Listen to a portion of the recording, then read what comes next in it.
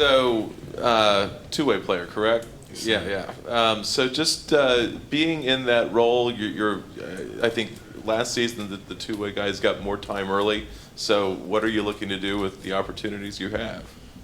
Really just learn a lot, just get better.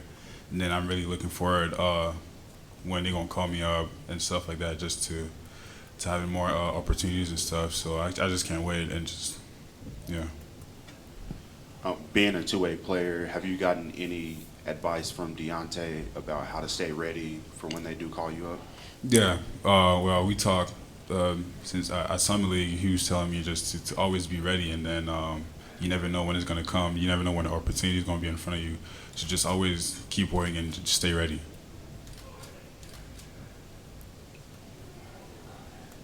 Brandon from Daily Thunder. I saw that you said that Russell Westbrook was your favorite player growing up. In what ways do you think your game is like Russ's? I just feel like, well, I always play hard and I like to compete. And growing up, I always seen that in him. So that was one of the main reasons why growing up was my favorite player. And just how aggressive he is and how athletic he is. Just that's how I was look at my game into him.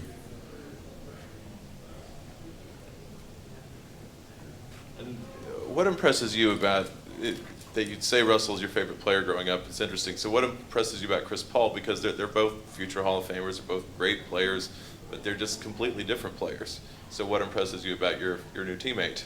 I watched Chris Paul a lot growing up too, and then the leader that he is and how he always get his teammates better. That's one of the things I always looked up to. So it's gonna be enjoyable this year, just learning from him and just play with him. Back here. You and Shea both have the Canadian connection. Did you guys run into each other back in high school, early days? Oh, yeah. I played against Shea, AAU. I think he was U15 and I was U14. And I played up in this tournament, and he came all the way, because he's from Toronto, and he came all the way to Montreal. And we had this tournament, and I remember the game. We won the game, and it was a close game, but we won by 5. Yeah.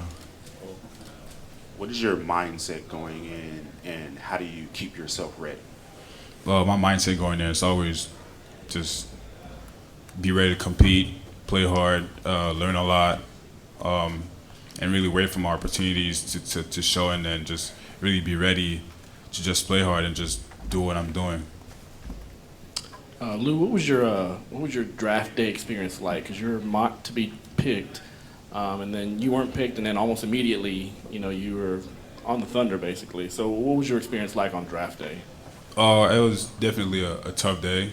It didn't go as I expected.